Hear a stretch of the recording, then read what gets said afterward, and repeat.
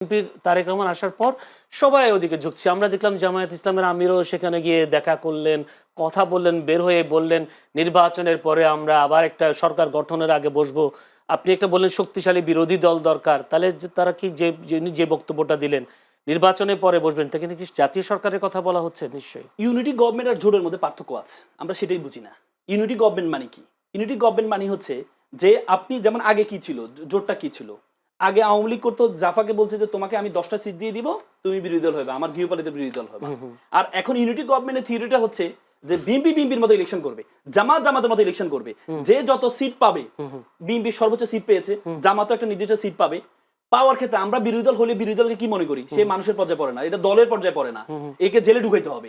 এই যে শেষ করে দিব, এই শেষটা না করে আমরা জামাতের, আমি কিন্তু রয়টার্সকেও বলেছে ন্যূনতম 5টা বছর আমাদের যে সংস্কারগুলো বাংলাদেশকে আগামী বাংলাদেশ কিভাবে চলবে, আমি মনে করি এবার যে ইলেকশন হয়েছে, এবার জামাত আমির বলেছেন, জামাত আমির 5 বছর, মানে 5 বছর জন্য সবাই স্বীকার করছে বাংলাদেশকে পরিবর্তন করার জন্য ন্যূনতম 5 বছর, যে এক পক্ষ আর পক্ষকে ধ্বংস করে দিব না, এক পক্ষ আর পক্ষকে ধ্বংস করে দিব না, সেই যে ক্ষমতা আসুক তাকে সহযোগিতা করবে, জামাত এটা বলছে, একে অপরকে সহযোগিতা করবে। এটা পারি না যে আমরা একসাথে গৃহপালিত বিরোধী দল বানাবো, তুমি মন্ত্রী থাকবে আমি মন্ত্রী থাকবে, না, এটা না। জি আচ্ছা, জি। আর আসলে একটা প্রশ্ন, যে আপনি রয়টার্সের কথা যখন তুললেন, সেখানে বলি জামায়াত আমিরের সাথে ভারতীয় কেউ কেউ দেখা করেছেন, সেই কথা তিনি রয়টার্সকেও বলেছেন, এবং তিনি বলেছেন গোপন রাখতে। আসলে তিনি অনেকদিন ধরে গোপন রেখেছেন কেন জামাত? আচ্ছা, আমাকে আপনি একটু বলেন তো, এই জিনিসটা কি জামাত আমির প্রকাশ করেছে নাকি প্রকাশ হয়েছে? প্রশ্নের কারণে প্রকাশ হয়েছে নাকি প্রকাশ করেছে? প্রকাশ করেছে। জি। সাফাদির সাথে নুরুল নুরুর মিটিং ছিল, সেটা কি প্রকাশ করেছিল নাকি প্রকাশ হয়েছে? সেটা প্রকাশ হয়েছে। আর জামাত আমির প্রকাশ করেছে। আমি তো বলছি জামাত আমির সাহসের পরিচয় দিয়েছে, এবং জামাত সাথে এর পক্ষ, ইন্ডিয়ার পক্ষ থেকে 6 থেকে 7 বার বসার জন্য চেষ্টা করেছিল, উনি সময় দেয় না।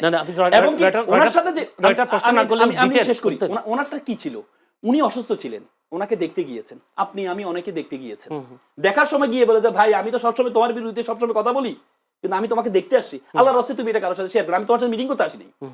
যদি মিটিং হতো তাহলে আগে থেকে নির্ধারিত হতো আপনার সাথে আমার অমুক জায়গায় মিটিং হবে না, উনি অসুস্থ ছিলেন, ওনার সাথে দেখতে গিয়েছেন। ওই দিন আমি, আমার বাড়ি কুমিল্লা 14 গ্রাম, আমি গিয়েছি, আমি একটা হোটেলে বসি, আর কিছু বিএনপির লোকজন আসছে, কিছু জামাতের লোকজন আসে, তো ওরা জামাতের একজনের ছবি তুলতেছে, তখন বিএনপি একজন বলতেছে ভাই আল্লাহর রাস্তায় ছবিটা একটু ফেসবুকে দিয়ে না, দিলে সমস্যা কি?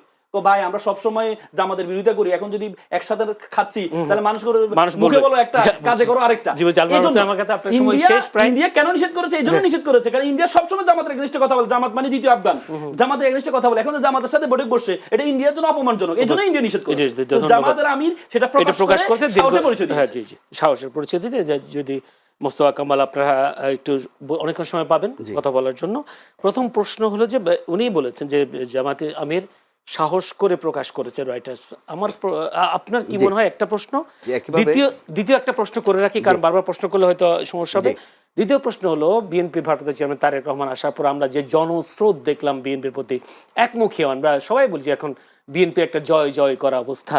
এমন একটা সময় জগন্নাথ বিশ্ববিদ্যালয়ে নির্বাচন হলো, সেখানেও দেখা গেল শিবিরের উত্থান। কেউ কেউ বলছেন শিক্ষিত সমাজগুলোতে ছাত্রদল কেন তাদের আদর্শ প্রচার করতে পারছে না, আপনি কি মনে করেন? অবশ্যই এটা গুরুত্বপূর্ণ প্রশ্ন, বিএনপি নিশ্চয়ই বিষয়টা ভাববে, এবং ছাত্রদলেরও বিতর্কতভাবে ভাবনার বিষয় আছে, এখানে উপলব্ধির বিষয় আছে।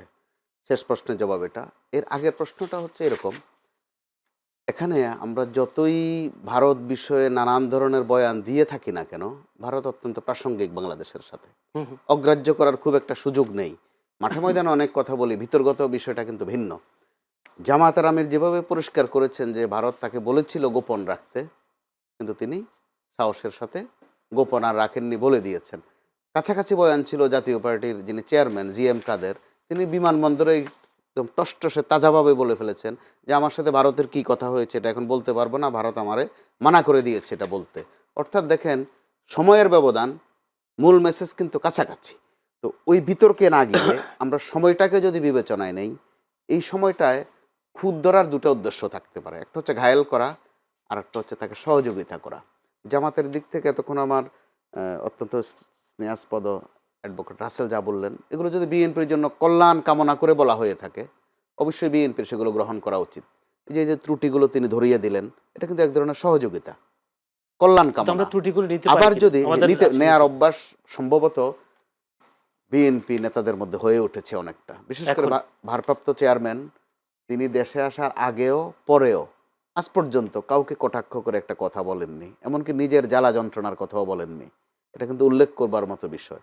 আবার তিনি সেটা পেয়েছেন কার কাছ থেকে? বলাই চলে তিনি মায়ের কাছ থেকে সেটা পেয়েছেন।